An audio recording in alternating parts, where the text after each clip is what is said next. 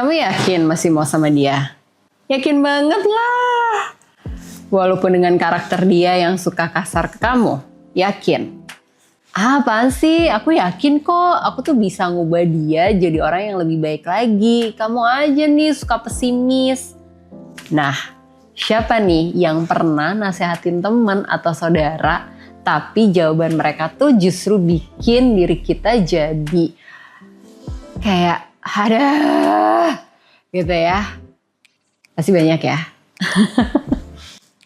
Kayaknya tuh cerita-cerita umum yang selalu kita hadapi. Udah benar-benar diomongin, diingetin, tapi ya gitu deh orang namanya ya.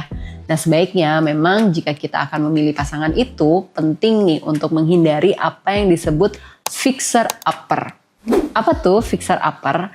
Itu adalah kondisi ketika seseorang memiliki keyakinan untuk bisa memperbaiki atau mengubah pasangannya ke arah yang lebih baik lagi. Padahal nih, ibaratnya secara kalau kita mau berpikir logis gitu ya, mungkin pasangan kita tuh udah 20-an tahun menjalani hidup dengan karakter dan kualitas seperti itu. Udah kebentuk lah ya, seperti itu. Jadi kalau memang kitanya nggak bisa mentoleransi atau berkompromi dengan hal tersebut, lebih baik kita akhiri aja hubungannya for good sih. Karena ya balik lagi, kebanyakan itu orang gak akan berubah secara instan kalau gak ada keinginan dari dirinya sendiri. Dan mereka akan selalu merasa nyaman dengan dirinya sekalipun mereka tuh sudah menikah. Tapi aku di sini jadi kepikiran juga, kenapa ya dari dulu, dari zamannya aku remaja sekalipun, rasanya lingkungan tuh meromantisasi cowok-cowok bad boy. Yang kayaknya seru nih, terus kayaknya kita tuh jadi kayak punya tantangan nih untuk ngubah dia. Bisa kok kalau dia sama gue jadi lebih baik gitu ya. Contohnya nih, coba deh observasi ada berapa film atau series dengan tokoh female lead-nya itu super baik banget, cantik dan super pintar, dipasangkan selalu dengan bad boy yang kasar atau terkesan hidupnya semaunya dia dengan egoisnya mereka sendiri lah gitu. Kalau fiksi mungkin ada Beauty and the Beast masuk ya menurutku. Menurut kamu gimana? Si Beast ini kan perangainya kasar ke Belle gitu ya. Yang mana Belle tuh juga sempat dikurung gitu di dalam rumahnya, nggak boleh balik ke rumah orang tuanya lagi. Terus ada juga The Vampire Diaries. Yang pernah nonton pasti tahu nih, lika-liku hubungan Caroline and Klaus itu kayak gimana. Hubungan mereka sangat toxic and abusive. Si Klaus ini udah mencelakai Caroline berkali-kali dan melakukannya on purpose. Jadi dengan tujuan sengaja. Jadi ya gitu deh dinamikanya. Si bad boy yang kasar dicintai oleh wanita cantik dan tulus baik-baik, akan terjadi perubahan karakter yang lebih baik. Dan aku yakin nih ada juga beberapa sinetron, film, FTV, bahkan series di Indonesia yang memiliki dinamika cerita seperti itu juga. Ya nggak? Coba diingat-ingat tuh ya. Apa aja yang punya dinamikanya kayak gitu. Karena kita nonton setiap hari, kita menghayati setiap episodenya, jadinya hal-hal tersebut tuh kayak otomatis aja terinternalisasi ke alam bawah sadar kita, dan dampaknya secara nggak sadar kita jadi berpikir bahwa si karakter-karakter bad boys ini desirable dan menarik. Selain itu juga kita jadi terinternalisasi bahwa seakan kita nih punya tanggung jawab untuk bisa memperbaiki pasangan kita secara emosional. Fenomena fixer upper ini makin kelihatan nyata bahkan di tahun sekarang ini ya.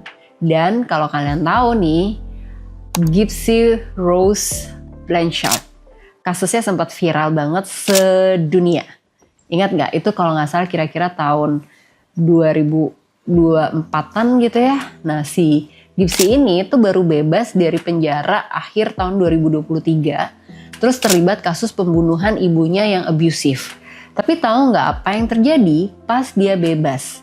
Internet tuh benar-benar heboh banget dan banyak laki-laki yang antri gitu ya, pengen jadi pasangannya dia. Kenapa ya kok bisa kayak gitu? Ya karena banyak orang merasa Gypsy ini adalah sosok yang rusak dan butuh diselamatkan oleh si laki-laki ini. Mereka ngerasa kalau mereka bisa jadi pahlawan yang bisa mengubah hidupnya Gypsy jadi lebih baik. Padahal ini adalah pola dari trauma bonding yang kuat banget. Seperti yang sempat rame itu. Nah, di persidangannya juga, di dalam kasusnya Johnny Depp dan Amber Heard tahun 2022, ingat nggak kamu? Itu heboh banget kan ya. Di situ kita juga bisa melihat gimana dua orang ini bisa terjebak dalam siklus saling menyakiti, tapi susah banget buat lepas satu sama lain. Karena ikatan emosional dari traumanya itu sendiri. Nah, ini tuh penting ya buat parents atau siapapun lah yang lagi dengerin ini. Aku mungkin jadi lebih selektif lagi untuk memilih tontonan untuk anak remaja. Terutama buat kamu yang misalnya punya adik yang remaja, atau kamu orang tua atau tante, om gitu ya. Back to the topic terkait fixer upper ini sebenarnya juga terafiliasi gitu ya dengan Stockholm Syndrome. Di mana seseorang yang mengalami Stockholm Syndrome itu selalu melihat pasangannya yang abusive dengan kacamata yang positif. Jadi mungkin jika menurut orang lain udah nggak wajar, menurut dia dengan si Stockholm Syndrome ini masih bisa ditoleransi dan dikompromikan sebagai hal yang normal-normal aja. Dan istilah dari Stockholm Syndrome ini sebenarnya untuk bisa menggambarkan situasi yang terjadi dengan para korban selama perampokan bank tahun 1973 di Stockholm di Swedia sana. Jadi korban ini tuh disandra oleh perampok selama beberapa hari. Dan surprisingly korban yang disandra ini malah bersimpatik sama perampoknya. Bahkan setelah dibebaskan pun si korban ini justru menolak untuk meninggalkan perampoknya. Ironis ya. Dan akhirnya menolak juga untuk bersaksi di dalam pengadilan. Yang mana di luar nalar kita, karena kayak gak logis ya. Kan mereka tuh dirampok gitu. Jadi gak terbayangkan juga sih kalau mereka tuh bahkan ngebantuin untuk mengumpulkan uang dan membela perampoknya itu sendiri. Makanya itu disebut sebagai Stockholm Syndrome. Karena fenomenanya pertama kali dinotis gitu di kejadian perampokan bank ini. Dan kejadian kayak di Stockholm ini ternyata gak cuma cerita lama di luar negeri aja. Di Indonesia sendiri tuh baru banget kejadian tahun 2023 kemarin ya. Yaitu kasus penculikan Malika. Malika tuh diculik selama, kalau aku gak salah inget, 26 hari. Nanti tolong dicek lagi ya. Tapi pas ditemukan, ada indikasi kalau dia mengalami manipulasi emosional. Dia sempat ngerasa nyaman dan gak mau lepas dari si penculiknya itu karena selama diculik dia didoktrin dan diberikan rasa kasih sayang yang palsu. Inilah yang bikin korban jadi ngerasa bingung membedakan mana yang ancaman dan mana yang kasih sayangnya itu tulus. Kalau dipikir secara logika, mungkin gak masuk akal ya.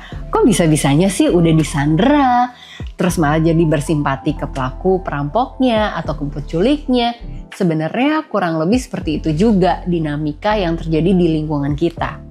Kadang ada seseorang sudah disakiti secara emosional dan secara fisik juga, tapi masih bisa gitu untuk ngebelain pasangannya dan memilih untuk bertahan di hubungan yang toksik itu. Karena ya katanya masih cinta dan masih sabar, masih yakin kalau pasangannya suatu saat bisa berubah ke arah yang lebih baik lagi.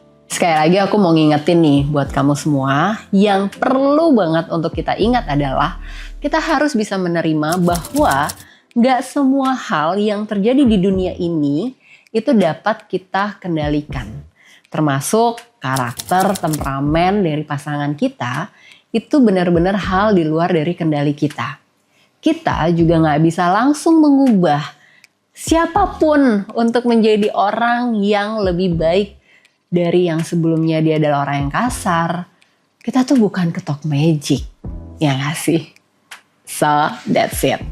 Semoga kita jadi semakin bijak dan kita semakin berani untuk memilih diri kita dalam bersikap dan berelasi dengan orang lain ya.